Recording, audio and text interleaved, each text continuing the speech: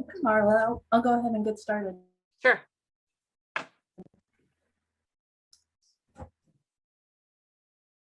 Hello, everyone. My name is Emily Guthrie, and I'm the librarian for the library company. And I'm so pleased to be joined by Dr. Marla Miller of the University of Massachusetts at Amherst tonight as our guest speaker on this evening's episode of Fireside Chats. The title of tonight's presentation is Entangling Lives, Locating Early American Women's History in the Built Environment. Marla Miller's primary research interest is U.S. women's work before industrialization. Her book, The Needle's Eye, Women and Work in the Age of Revolution, was published by the University of Massachusetts Press in August 2006, and it won the Costume Society of America's Millia Davenport Publication Award for the best book in the field for that year. In 2009, she published an edited collection, Cultivating a Past, Essays in the History of Hadley, Massachusetts, also with the University of Massachusetts Press. Her book, Betsy Ross and the Making of America, a scholarly biography of that much misunderstood early American craftswoman, was a finalist for the Kundil Prize in History at McGill University, and was named to the Washington Post's Best of 2010 list. Her next piece was a short biography of Massachusetts gown maker Rebecca Dickinson. It appeared in the Westview Press series, Lives of American Women, in the summer of 2013. Most recently, she completed a microhistory of women and work in 18th century New England, titled Entangled Lives, Labor, Livelihood, and Landscapes of Change in Rural Massachusetts. This book is part of the library company's Program in Early American Economy and Society series, edited by Dr. Cathy Matson and published by Johns Hopkins University Press. It was released in 2019. Marla has titled tonight's episode of Fireside Chats, Entangling Lives, Locating Early American Women's History in the Built Environment. And we're in for a treat. Marla will take us on a virtual tour of 40 Acres, the historic house in Hadley, Massachusetts, that sheltered the women whose lives are contemplated in her recent book, as well as the lives of the generations of past keepers who both preserved and elided those stories. Marla, I'm so excited to see you again and so glad that you could join us tonight. So please go ahead. Oh, thank you, Emily. It's so nice to see you again. And thank you and Blanche Brown and Cathy Matson for all bringing me virtually to the library company tonight. I have such fond memories of the 2004 conference on women's economies in early America, which I think was one of the first events I attended there. And of course, I have fond memories of researching there during the Betsy Ross project. So it's lovely to be with you all tonight. Often when I'm talking about the built environment, I like to start with a story about a moment that really unlocked something for me. I was walking through the Porter Phelps Huntington house with an architectural conservator named Tom Paskey, and he showed me this dark stain around the baseboard of a space that would once have been used for like cheese and dairy storage. And he explained that floor was that color because it was the result of all the hundreds of scrubbings that floor had seen through the years. And it really took my breath away, because as a historian who is committed to trying to surface stories of laboring women in early America, as probably many people gathered here tonight know, there's very little in the way of an archival record. And so to see this tangible evidence of women's hands in the house that way was powerful, and it convinced me that house had stories to tell. And I'll share another story like that is equally moving. Years later, I was touring Lindenwald, which is the Martin Van Buren post-presidential house that the National Park Service operates in Kinderhook, New York. And that curator, Patricia West, showed me the third floor rooms where their domestic servants lived. And on the wall up there was a creosote stain, evidence of a long gone candle on a long gone shelf, and the woman who, at the end of her very long day, had a few moments by candlelight to herself. And that's another kind of moment in my trajectory, thinking about the material culture and the built environment of these women and how ephemeral that evidence can be and hard to come by. So I invite you to sort of imagine those moments with me. And I'm going to share another one. You're going to be hearing tonight about some reinterpretation work that we're doing at the house. And so another artifact of that kind. Oh, I need to share screen, right? I have not done that. Not yet, whenever you're ready. Yeah. Let's do that. Give it a go. Yep. We're good? That looks good. Yeah, excellent.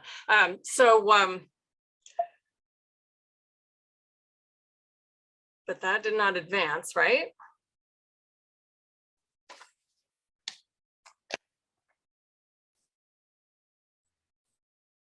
It did not. There we go. How about that? Okay. Yep. Yeah, good. Just learning my system. Okay. So on these lines, these ephemeral pieces of evidence of people of the past, I want to share with you an artifact that one of our outstanding UMass graduate students who's working with me on this project brought to our attention. And that is this tea caddy that once belonged to Revolutionary War General Benjamin Lincoln. And on it, you can see preserved these fingerprints that were probably left by someone who once filled this tea caddy. And so again, this is artifactual instead of architectural, but it's these little tiny traces of people in the past who may not have left anything beyond this that are just so powerful for me and that I'd like to share with you tonight. So I'm going to this evening share some of my thinking on this theme, the tangible traces of early American labor history, and also the theme of new discoveries that come as we sit with this evidence for long periods of time, as I've had the opportunity to do here in Hadley. So my plan tonight is really threefold. Those of you who maybe have seen the book Entangled Lives know that the coda spent some time contemplating the archival and artifactual record of the Porter Phelps Huntington house in the years after the period of study. So that book really looks at all the ways that women earned livings in Hadley in the half century after the American Revolution. But at the end of the book, I really wanted to spend some time thinking alongside readers about how this very robust world of early American women's history has become so difficult to see. Here's an image of the book and the Porter Phelps Huntington house in the 1920s. As a historian who works at the intersection of early American history and public history, I've been thinking more and more about how public understanding of the 18th century is itself deeply entangled with the generations of pastkeepers who come between the 18th century and us today. And that pastkeeping phrase is a term that I learned from the outstanding work of Michael Patinsky, who wrote a book called Pastkeepers in a Small Place. At the same time, another thing that's happening in the world of public history practice is that sites are learning to become more reflective and reflexive, really thinking about how their own past, their own history, reflects their agency as pastkeepers, their agency in the community, and really taking into account the arc of their own interpretive choices through the years. And so this talk tonight kind of sits at the intersection of my thinking as a historian of early American women in work and my practice as a public historian. And so in these remarks tonight, I'd like to share some of the ways that the built environment at 40 acres, the house that's the setting for Entangled Lives, can tell us about the women who labored there in the 18th and 19th century. But that story can't be disentangled from the ways that the physical fabric of the site has changed over time. And I've been thinking a lot about this as editorial work, in the same way that a primary source is different from the edited version that might appear in print. The house in the built environment today has been edited by a series of editors over time. So I'd like to think a little bit about that process as 40 acres went from a working farm to a summer retreat to a house museum.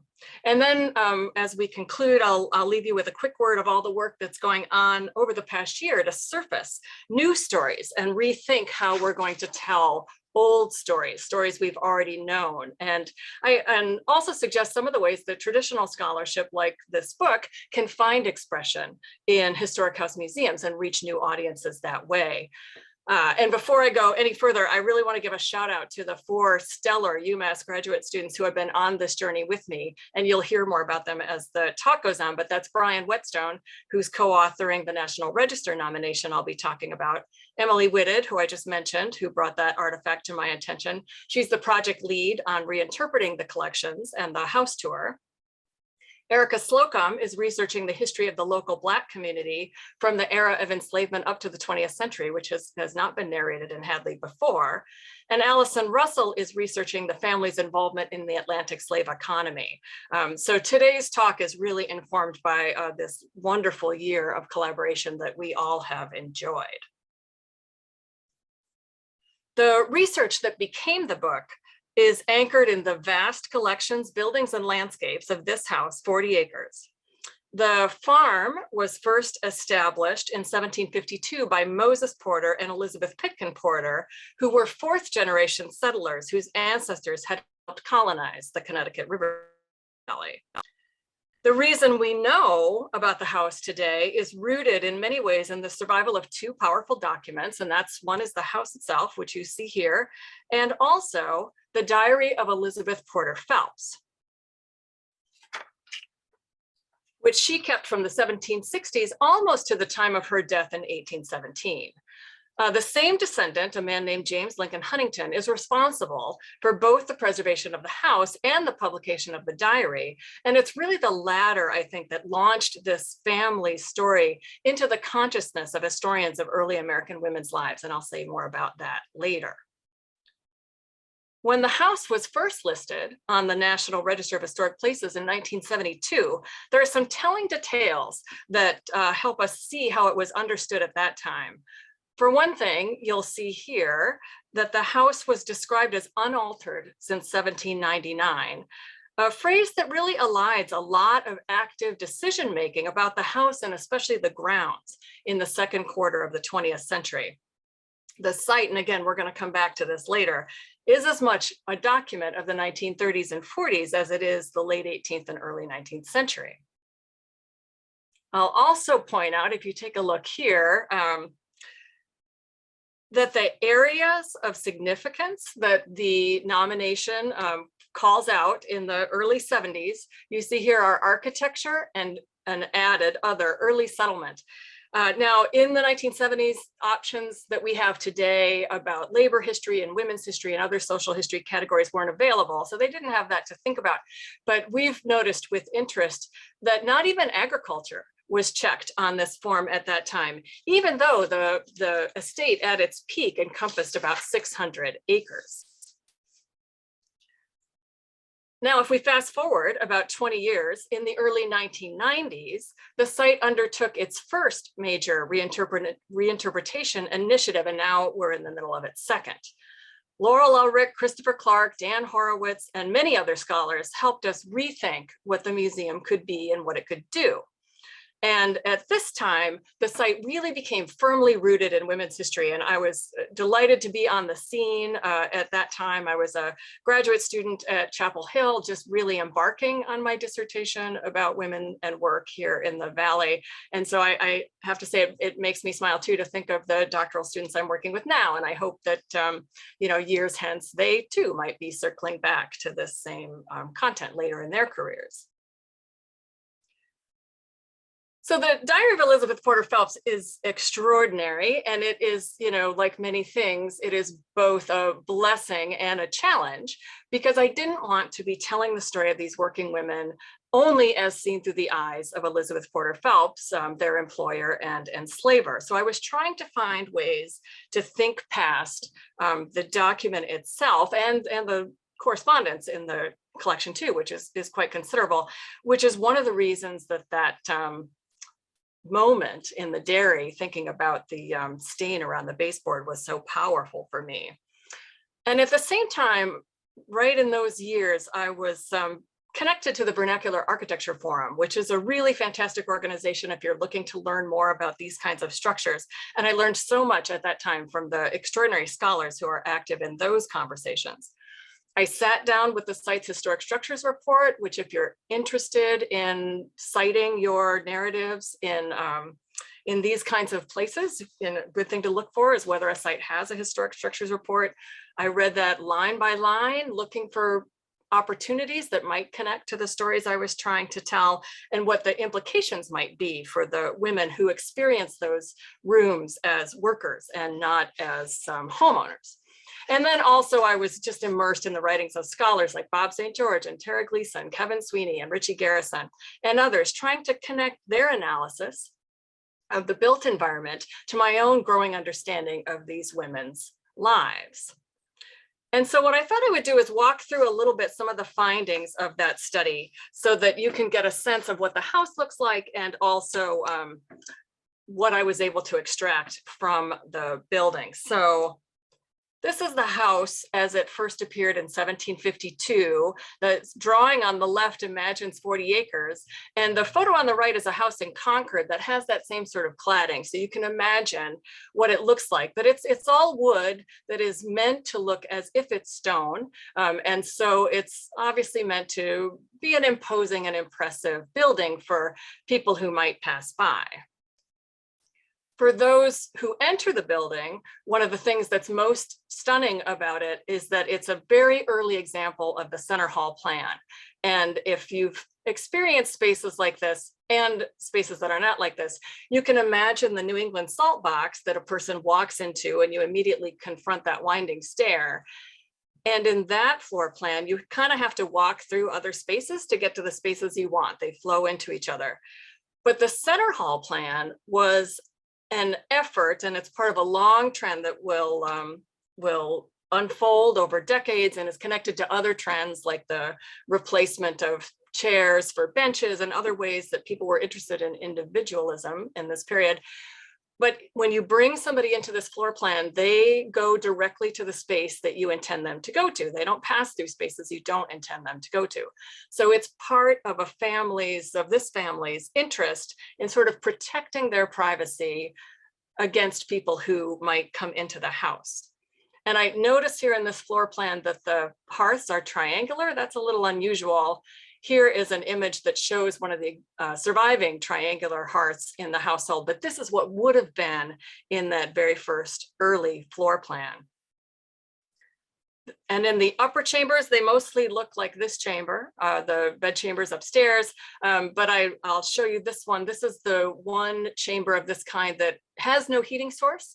And so we imagine that this is a space that women like Rebecca Dickinson, who I've written about, a gown maker from Hatfield across the river, would have experienced a space like this. The women who came to weave, who often lodged for 2-3 weeks at a time, might occupy spaces like this. So this is definitely a space that we believe would have been, room understood by working women who passed through the house.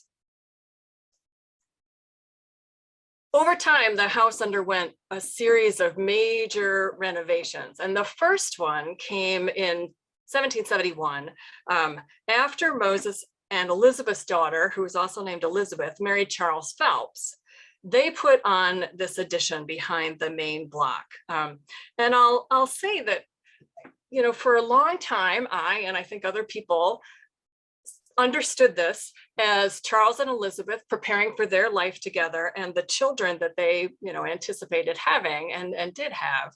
But I've been thinking more and more about the fact that with them in this household was a woman they enslaved. Her name was Peg. And Peg had 2 daughters, Rose, who was born in 1761, and Phyllis, who was born in 1765. And so, just recently I've been thinking about the fact that when Charles and Elizabeth married and put on this addition, the house already had a 9-year-old and a 6-year-old. And I begin to wonder how much this interest in more space reflects the presence of those 2 children as well. So I'll show you, this is the space that they added was originally a kitchen. So in the image that you see here, it's a later iteration where it's a dining room, but it was built to be a kitchen. And so what that meant is that the original kitchen, which is the upper left room in the original block as you see it here, can become more of an intermediate space. And then the kitchen moves a little bit back. And then this room behind it, which is sort of a keeping room, was a versatile space. It overlooks the fields, it overlooks the river, and we think it had a variety of purposes over time. Above this space is a working space. This is a second floor smoke oven, which we are discovering was pretty common, both in Hadley and in the valley. And then there is also other spaces. Now we know that these spaces were very much reconfigured by James Lincoln Huntington in the early 20th century. So this architecture you're seeing now is not what would have been there in the 18th century, but there was a garret here. And we imagine again that this could have been space that Peg and her daughters, and also the two men who were enslaved in the household at different times, Zebulon Prutt and Charles or Caesar Phelps, could have also occupied this space as their living quarters. So these are just some glimpses around this garret space. Later in the house's history, this was a summer space occupied by a clergyman, and that is the significance of the cross on the wall. But I would point your attention to the trundle bed here, which is another way that the family could house a bunch of laborers and other workers as they were passing through this space. And here's just one more corner of that room. Another epiphany that has come to us just lately as a result of the reinterpretation initiative that's causing us to rethink the kind of understanding that we had previously is the possibility that the enslaved family might have been housed in the house's cellar. Now, this is very new. We're really just thinking about this, but in Elizabeth Porter Phelps's diary, she refers to a time when Phyllis is ill, and they create a little bed for her in a more public space where it's easier to care for her, and she's near the hearth. And in that phrase, they talk about bringing Phyllis up to the kitchen.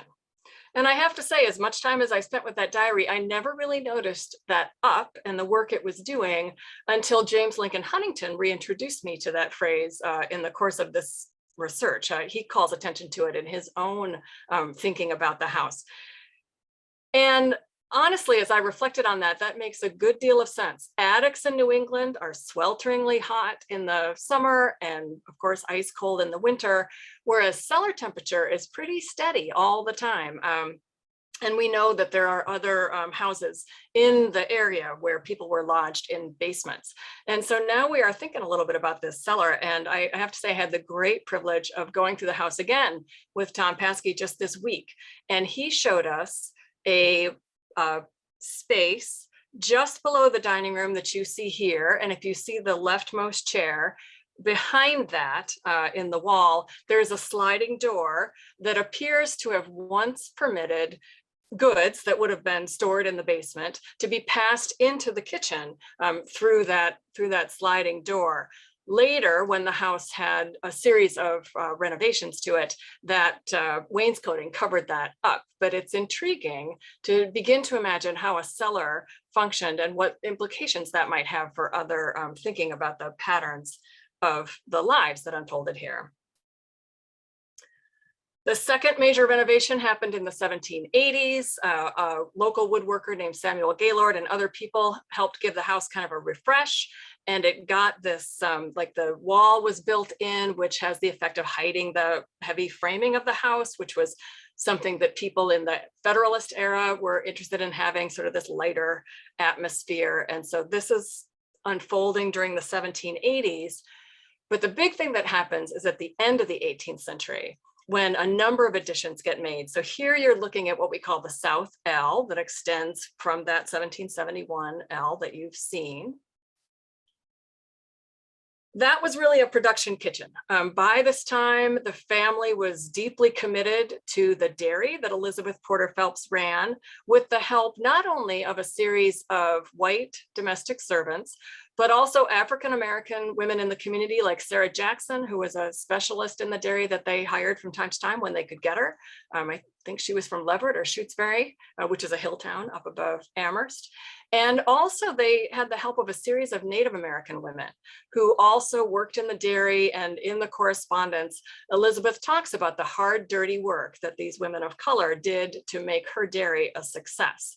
So here we have the floor plan, an image of the hearth in that space. And then I can't show you an image of the cheese room because as is true in many museums today, it's an office, but it would have been used to store the cheese that she makes.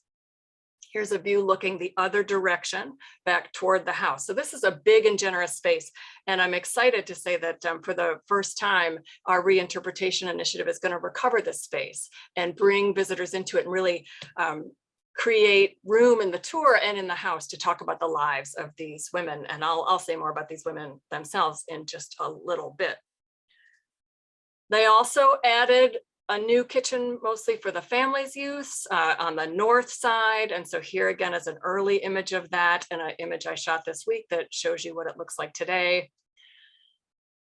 There was always a long veranda across the back of it. So this connects the house to the fields behind. But again, this veranda is the work of James Lincoln Huntington, who had to restore the veranda after some flooding. So this is not 18th century building fabric necessarily, but a later restoration of what had been there. So these changes to the back of the house allowed some pretty significant changes to the front of the house. And one of the most important of those is that the two small rooms that you saw in the 1752 version of the house get combined. And so that little corner hearth, and I just repeated this image here so you could see that, is replaced by a traditional fireplace. Now the room is big and they call it in the family the long room, and created this very graceful arch at the end under which family members were married. And so it gives them a lovely and formal entertaining space. And then the last of these changes is the third floor, and the big gambrel roof goes on. And that's a product of again, anticipated changes, family growth. Elizabeth and Charles had an adult son at that time, also named Charles P. Phelps. And he was getting married, and they anticipated that he and his bride would come back to Hadley from Boston and take up quarters here in an apartment that Charles and Elizabeth were building. And the family story is that the bride was less keen to move in with the in-laws, and so they did not do that. And the third floor is unfinished today. You can see what they were steering towards, but it is an unfinished space. So just thinking about, like, what do you do with all of that analytically? How does it tell us about working women's lives in early America? And I'll just mention three ways that I explore that in my own work. And that is, for one thing, the house is just bigger and things are further apart and work is that much harder. There's, more space to travel between the site of laundry and putting the clothes away, between sites of food preservation and production and service. And so like I these three figures here, 74 feet, 96 feet, and 132 feet. It's not that it tells us a ton of stuff, but it is the distance between the front entrance where the family and their guests would appear and the back entrance where working women would appear. And so if you just think about that 74 becoming 96, becoming 132, we see sort of the ultimate end of these additions that continue to push the kitchen further and further back to the corners of the house, which then creates privacy for the family at the front of the house. And I'll come back to that in just a moment. Another thing we notice as you look carefully at those renovations and at the closet and storage spaces through the house is, of course, the presence of locks. And that's always something worth looking at if you're walking through a historic site. What spaces are accessible, what spaces were secured. And so there's an important story in the archive about a parent of a young man who's employed by the household who complains because his child is denied liberty of the house. But the Phelpses were interested in, again, controlling who could get into what. And we see this also, there's a nice exchange with one of the native women who is a domestic servant in the house for some time. And Elizabeth is away with one of her daughters, and Charles is trying to keep the cheese production going with this woman, Asenna, who has control of the dairy in Elizabeth's absence, and they have lost the cheese clause, which they think they have. And Elizabeth writes back about all the places they could be, but all these little, storage facilities through the house where things were secured. But in many ways, kind of most important to me has been the sort of unintended consequences of that creation of privacy. What we see happening in the wake of these spaces is that while the family gets some privacy, so too do the workers.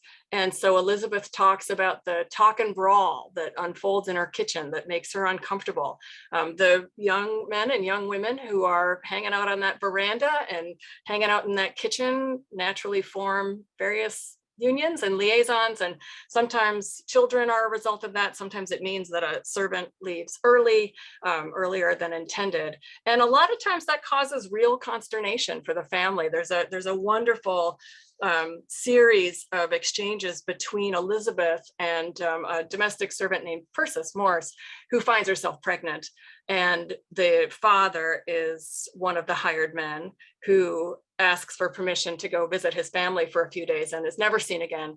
And Persis is unconcerned and explains to Elizabeth and Charles that she has been pregnant and had a child in another workplace. She used to work in a small tavern, a large tavern, she calls it.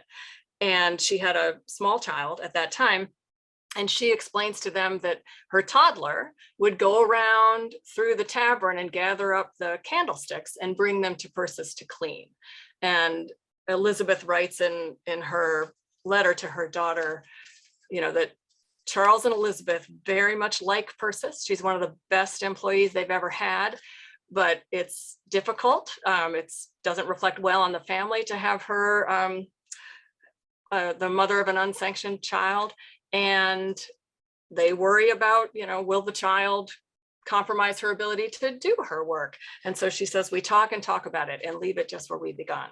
But Persis in the end stays. She has her daughter Dolly in the house, and they remain there another couple of years. And there are several women who have and bring children into the house during these years. And so one of the things I'm especially interested to continue thinking about is what that means for these young women and also for interpretation at the site. So with that, I just want to shift a little bit to the story of pastkeeping and how these generations filter what we can know and what we have long known and can know about the 18th century. The Porter, Phelps, and Huntington families were not unusual. In like many 19th century New England families, they thought about their lineage with intention. They were attracted to the colonial revival. Members of the family joined organizations like the Daughters of the American Revolution and other heritage groups, and really thought very consciously about their cultural inheritance and the obligations that they understood that required of them. An important moment in this story is 1881, when Theodore Gregson Huntington produced a series of sketches that preserved his own memories, as well as writing down some of the family stories that had come to him. And then some years later, his niece, whose name was Arya Sargent Huntington, drew on these memories to publish a book of her own. She was a lifelong resident of Syracuse. She summered in the house at 40 acres. She was also a prominent activist and social reformer, and her interests ranged from homeless women to women in the carceral system. She founded the Visiting Nurses Association in Syracuse and Syracuse Memorial Hospital. So I have speculated that perhaps the challenges that surrounded Huntington's philanthropic work help explain her interest in a past that seemed more benign and less problematic than the age she was confronting. And so, like many women of her class and generation, she also embraced the colonial revival and joined a cadre of New England authors who offered romantic views of the past tethered to architectural remains. She published this book under a colonial roof tree, Fireside Chronicles, I guess that's extra appropriate for our talk tonight, of early New England. So in that volume, grounded in the stories that she had gotten from her uncle, as well as the memorandum book of Elizabeth Porter Phelps, which they all apparently knew about and read and enjoyed. The book offers a romantic view of early American womanhood. Passages celebrate the hospitality of the teas, festive quilting, strawberry parties, and stuff like that. The book romanticizes labor on the 18th century farm. For instance, she writes, quote, "Even the homely toil, performed as it was in those days by mothers and daughters, bred in dignity and refinement, assisted by handmaids reared in the house, had its aroma of poetry." I'm sure there were plenty of aromas around the 18th century farm, but I'm not sure how often they evoked poetry for most of the women who I'm interested in studying. She writes a little bit about Mittie West, who is another of these daughters, unsanctioned children of a domestic servant who kind of becomes a ward of the household. She has a very complicated story, which gets described in Arya's treatment as Mittie is a young woman who Phelps befriended and brought up. And, you know, certainly there's a lot more to that story than that. In the second quarter of the 20th century, the site was reinvented as a historic house museum.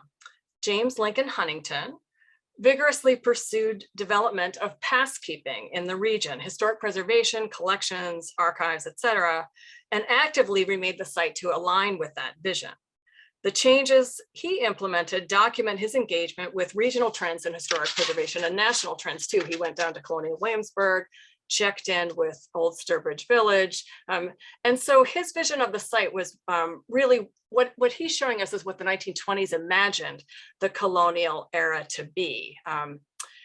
His vision really emphasized the mansion house and less the agricultural history, as we've seen before, around the house. He brought out William Sumner Appleton, which students of preservation will recognize as the founder of the Society for the Preservation of New England Antiquities, and started getting advice from him about how to maintain the site. And I'll show you a series of images now that just convey the treatment that he brought to the house. Here is the farmyard. This is an important space for my story. And this gets changed quite a bit. In time, you see the great barn, and the building next to it is a carriage house. And over time, for a range of reasons, Huntington replaces the carriage house with this very lovely, what is now called the chaise house. And as my colleague, Brian Whetstone, who I mentioned earlier, has observed, here an important shift was enacted from the site's long history of repurposing building materials from an ethic of thrift to a practice of incorporating existing building materials for their associational value. Things that were important both to ancestors and the colonial period broadly defined. So historic building materials get sort of reworked in this space just because they have that sort of whiff of ancestry about them. The most important change, one could argue, to the landscape at this time is the removal of this barn. And just to make a long story short, in this period, there are a pair of collectors in Hadley whose interests are opposite of Huntington's. Their collecting, they say, begins at the back door. And so they had a very large collection of farm tools and other kinds of tools and wanted to open a farm museum in Hadley. And so they had approached Dr. Huntington about measuring and duplicating his barn. But by this time, he had become aware that failing farm buildings were a fire hazard. And so he offered them the barn itself, and it was moved down to Hadley Center, where it still stands today as the Hadley Farm Museum. In time, it got clapboarding and a reproduction of an iconic Connecticut Valley door. So it actually has quite a look of a more residential than agricultural look now. But he was happy to let that go from the landscape. And when they came to pick up the building, he offered, if you see tools and things you want to add to your collection, feel free. And so I was delighted to find this, it's an apple pear in the collections up there with the initials EWP, which I'm confident is Elizabeth Whiting Phelps. With the barn gone, he created a very fashionable sunken garden. This is where the museum holds events today. And one of the things that I really appreciate most is in the lower inset here, you see the fish and lily pond, which was placed, and this all seems like highly metaphorical, in the one-time manure pit, and it was fed by a pipe that had once brought water from a spring to the barn's watering trough. And so here again, Huntington is solidly on trend. These sunken gardens were all the rage, and this one appeared in the June 1939 issue of House and Garden that was devoted to New England. And so just to show you a little bit of what these changes look like, here's a photo I took the other day at the site, which shows the Shays house and former site of the barn. Here's that space again. And here it is again today.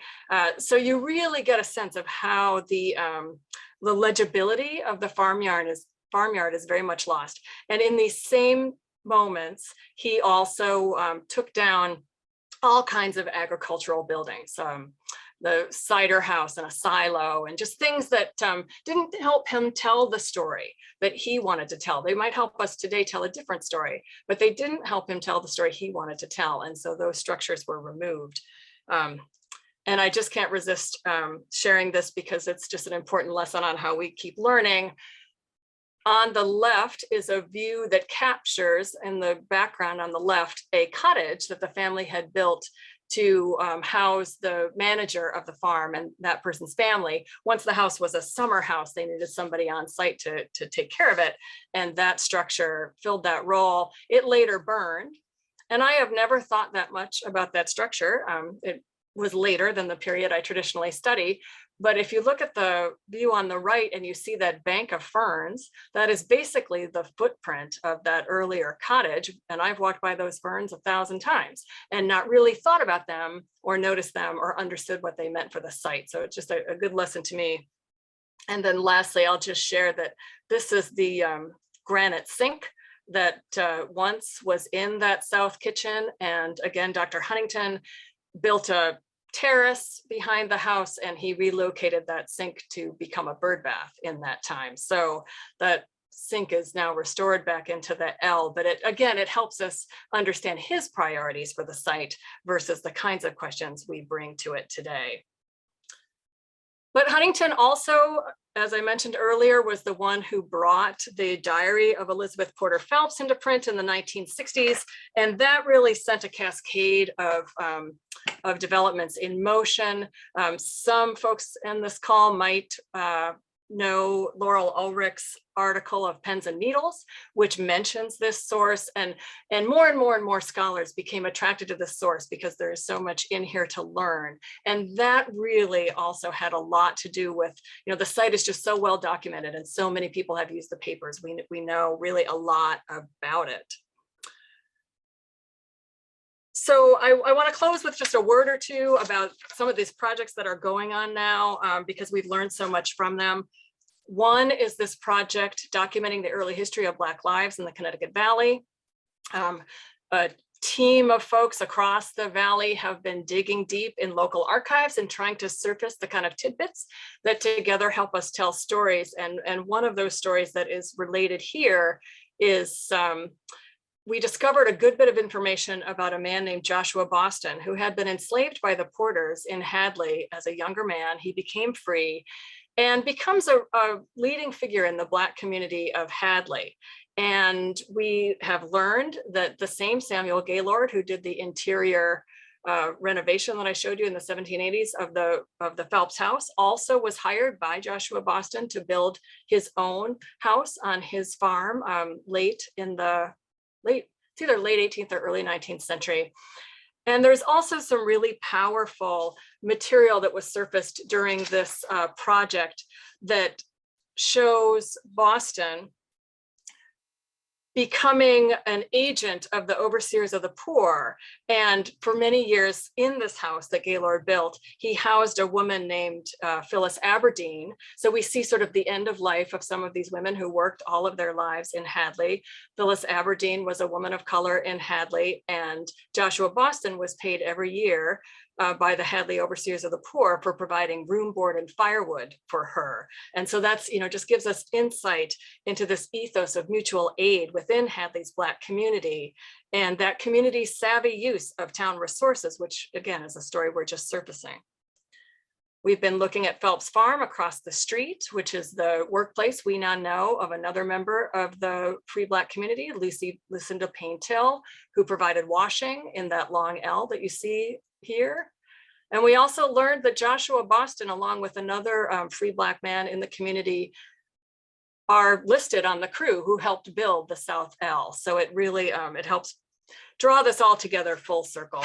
And the last thing I'll mention is that Karen Sanchez-Epler and I have written an article recently that's in the new issue of Museums and Social Issues about the museum's interest in, as the title says, joining reinterpretation to reparations and thinking about where these things can lead in a more tangible way.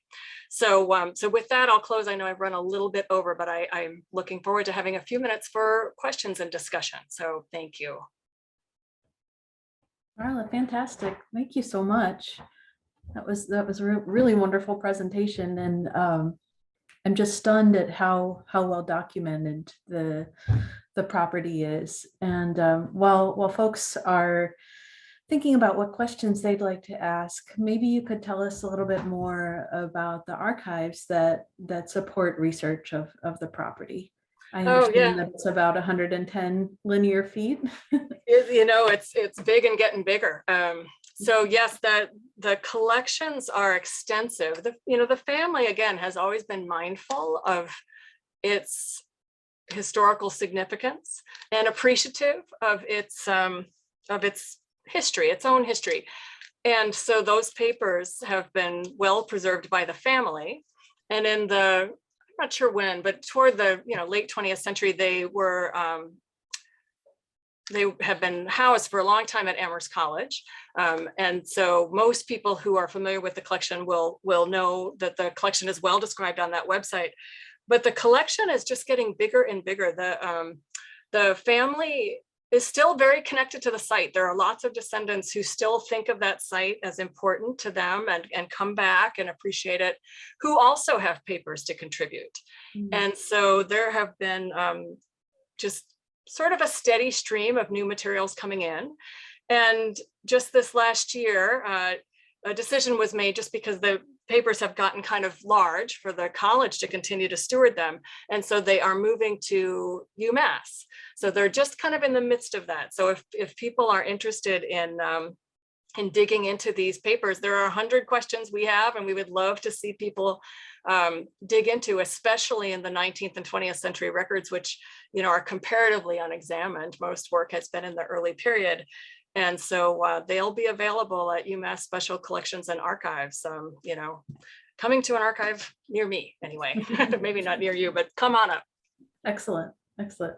I see that we have a question. I'll start with a very nice comment from Richard Candy, who says, Marla, thanks for the plug of the Vernacular Architecture Forum, and thanks for returning again and again to this house for all these years. Oh, that's nice. Thank you, Richard. And we have a question from Cassandra Good. She asks, has anybody considered doing a modern annotated edition of the Phelps Diary, or is the 1960s edition good enough? Often editions like that have mistakes or omissions. That's a great question. Yeah, thank you. And Cassandra, thanks for coming to the talk. That comes up regularly because it's such a wonderful resource. And honestly, there's so many, it's just so rich that so many people working on so many different topics could find material there. An edition like that would be really valuable, not just because of the kinds of transcriptions thing that can happen that get discovered over time, but also because it is incomplete. So for reasons that I don't entirely know, the New England Histon Gen that published it kind of in sequence over several issues of their magazine didn't get all the way through. I'm not sure where the leaving off was, but the published version doesn't get to the end of the diary. And so there's several years that have never been published. And so if I've forgotten now, you'd think I would know by now, but I think it's after 1806 or 8, maybe. I've forgotten the, you have to look at the original. And so it would be lovely to have, not only to have everything that's in the magazine in one volume, but also to have it run to the end, which it does not yet do. And so, yes, I would love to see that happen. And, I don't know, this digital world that we live in now, maybe that makes it easier. I don't know, but I think a lot of people would welcome that. Yeah. I wonder why they chose not to do the full thing, or maybe drive people to the archives so that they had to. Who knows? I honestly don't know. Like, did somebody kind of just run out of steam on transcribing, or did the journal decide like that they had allocated enough pages to it? I don't know. I'm sure that the answer to that is also in the archive, and I just haven't seen it. But yeah, it would be wonderful. Yeah. How about what furnishings? And I know you have a special interest in textiles. What did the family leave in terms of the furnishings in the house? Oh, I wish, is Emily Whitted on the call? She might be. Emily is the one who knows all now. What I can say is there's an extensive costume collection, and I've seen some photos of it. I haven't really gotten into it because, again, my interests have mostly been early. Elizabeth Pitkin Porter's wedding gown from the 1740s survives, but I don't think there's a lot. I mean, I just haven't been into those collections for my work because until this project, I was mostly interested, in the earlier period. And I don't think there's as much from that in the collections, but I think there is a lot of stuff. Oh, here's Susan Lisk. Oh, here she is. Susan is the, Susan, thank you for coming and for chiming in. Susan is the longtime director of the Porter Phelps Huntington Museum. And where is she? Here she is. The edited original transcripts are with the PPH family papers. Yeah, Susan, I didn't know if the transcripts went all the way, but it sounds like they do. So that's good. So oh, okay. A tidbit has been added to that story. Yeah, I don't know. I'm always interested in things like that. Like, it'd be nice to sort of figure out what happened on the journal's end. Yeah. Okay, it looks like we have another question here. Could you tell us more about the Restoration and Reparations Project? What does that look like? And how does it speak to / represent the history keepers or past keepers? That's a wonderful question. I guess two things come to mind. One is that the family has a long tradition of social activism. And it's complicated, but they were involved in the anti-slavery efforts in the second quarter of the 19th century.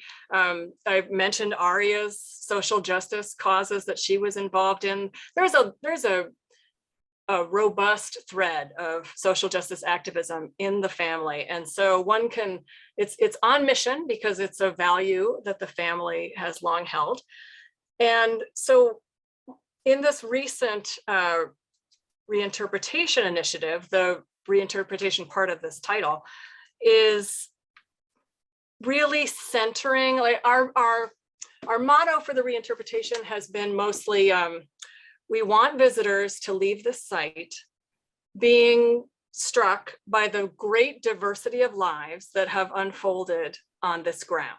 And so we really are making an effort to make the interpretation balanced and bringing in the native people who were displaced when the porters arrived on the land. And so the tour that we've written, which we're just unfolding in June, and I invite folks in the area to come and start to hear this. The tour begins by narrating just how Native Americans were dispossessed. What were the economic and commercial tools that allowed the first porters in Hadley to implement that agenda? But also then surfacing some of the Native people we know from that period and the Native women who worked there in the 18th century. And of course, the African-American people who lived there, both in enslavement and freedom. So part of the reinterpretation part is that story, but also the museum has undertaken this really wonderful project in partnership with a local CSA, which is community supported agriculture, if folks don't have that in their region. And they've worked last year and again this year with some Somalian refugees who have been, the farmland has been made available to them to grow on it, whatever it is that they want to be growing.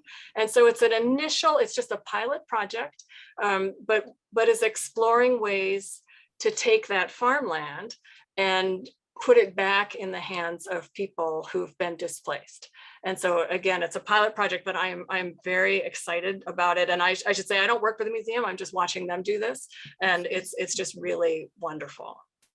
That's wonderful. I love that evolution of the use of the property. We think about, the Joshua Boston story, he's just become more and more important, I think, interpretively and to the history of Hadley. And when Joshua Boston enlisted in the American Revolution, he describes himself as a farmer. And if you look around at the account books that are all around Hadley, the Hadley Historical Society and other repositories, you can hardly open one that doesn't find Joshua Boston in it.